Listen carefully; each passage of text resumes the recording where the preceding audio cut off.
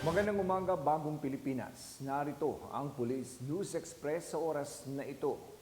Ginugunita sa Quezon City, Quezon Province at Aurora ang Quezon Day upang ipagdiwang ang ika-146 na kaarawan ni dating Pangulong Manuel L. Quezon, ang pangalawang presidente ng bansang Pilipinas at kinilala bilang ama ng wikang pambansa.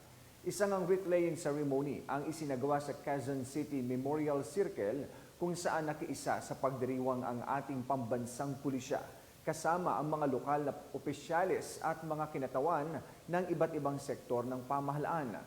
Ang Quezon Day ay hindi lamang isang pag-alala sa buhay at kontribusyon ni dating Pangulong Quezon sa ating bansa, kundi pati na rin sa kanyang mahalagang papel sa pagbuo ng pambansang wika.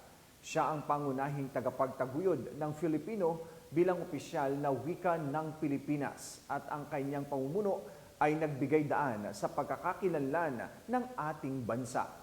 At para sa iba pang napapanahong balitang pangpulisya, laging tumutok sa Police News Network, alagad ng batas, tagataguyod ng balitang pulis.